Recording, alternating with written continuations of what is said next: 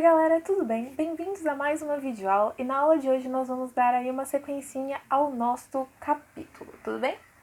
Lá na página 3 do nosso bloco 3, peguem lá Se Essa Rua Fosse Minha, essa página. Aqui nós temos o desenho de uma rua e algumas casas no estilo colonial, tudo bem? Acompanhe ali comigo essas figurinhas. E aqui a gente tem desenho da minha rua.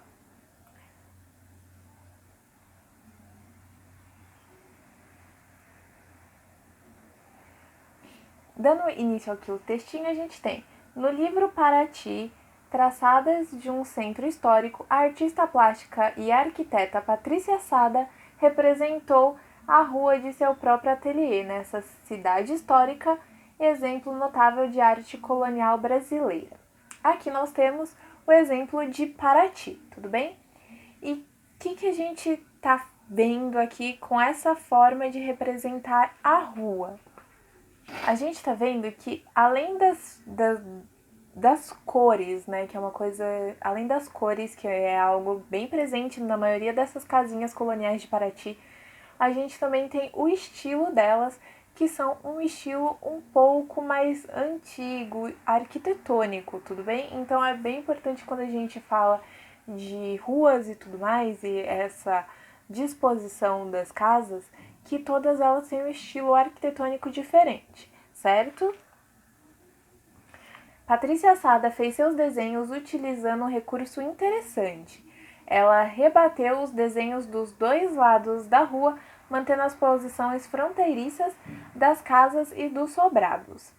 Ao virar o desenho para poder observar melhor cada lado da rua, a artista representa o movimento de girar o corpo para apreciar a fachada das construções como ocorreria na própria rua. Ou seja, aqui a gente tem dessa forma e quando a gente rebate ela, a gente tem a outra visão. Tudo bem?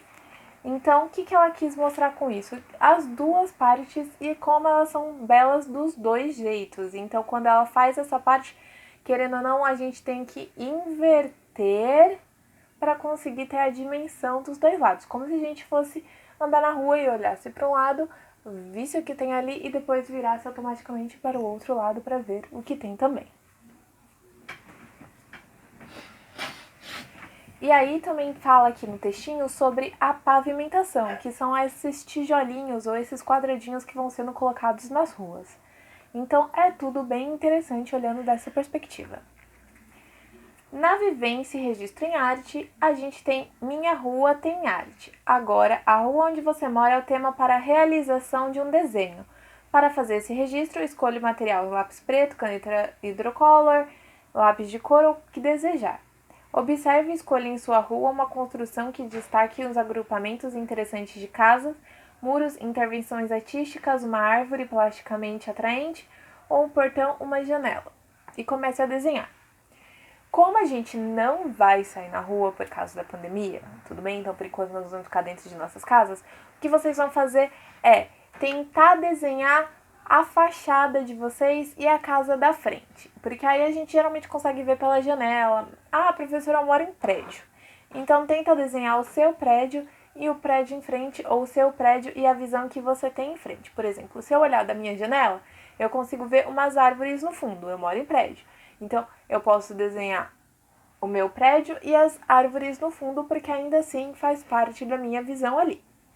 Só essa pequena alteração que a gente vai fazer no momento, tudo bem? Ah, professora, por que nós estamos fazendo isso? Porque agora nós vamos ver as intervenções urbanas de fachada, que são os grafites. Então, a gente precisa ter noção um pouquinho de como as fachadas se estendem, como elas são, para a gente ver o que pode ser colocado ali, tudo bem? Lá na página 5, a gente já começa a ver o grafite, tudo bem? Muros e paredes como suporte. A arte do grafite é realizada em muros, paredes e até em pisos de prédios, residências e outros espaços públicos. Ela pode ser observada em composições de trem e de metrô, como ocorre em muitas cidades. E aqui a gente tem um grafite que é dos Gêmeos, que é muito popular, e esse foi feito no castelo de Kenilworth, na Escócia.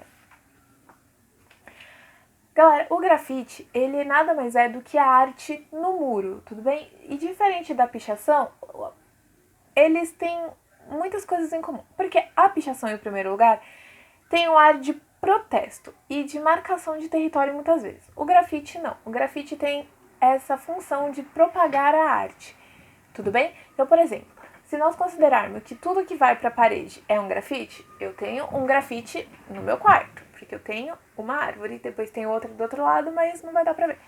Mas eu tenho uma árvore no meu quarto. Além disso, eu tenho também uma outra desenho no meio das minhas fotos. Então, além de ter uma árvore, eu tenho um outro desenho no meio. Então, isso pode ser considerado grafite? Se é arte nos muros e outros espaços? Pode sim, tudo bem? Independente do material que você usa. Geralmente, as tintas que eles usam são spray porque são mais fáceis de se trabalhar em muros do que você vir com um pincelzinho todo pequenininho, principalmente dependendo do tamanho do muro. E eles têm outros tipos de tintas para spray, como os aeróglifos, tudo bem? E aí, a gente tem aqui no nosso textinho também, da página 5 ainda, que fala: os grafiteiros fazem suas criações com tinta látex, pincéis, rolinhos, tinta spray, carimbos e stencils. Então, a gente tem aí vários tipos de modalidades para conseguir fazer um grafite. Na minha faculdade, a gente fez um bem grande nesse lance de stencil também. A gente fez um dragão e depois fizemos nós mesmos miniaturas fugindo desse dragão e foi bem legal, tomou um espaço gigantesco na faculdade e foi muito interessante. As figuras escolhidas pelo artista são desenhadas com a tinta spray diretamente sobre a base de látex. Para as sombras e os traços do contorno são usados diversos bicos acoplados à lata de spray. Então, por isso que alguns artistas utilizam os aerógrafos. Por quê? Eles só conseguem já ter direitinho ali as pontas para colocar os biquinhos e também já conseguem a pressão certa da máquina para fazer e só vão trocando a tinta depois, certo?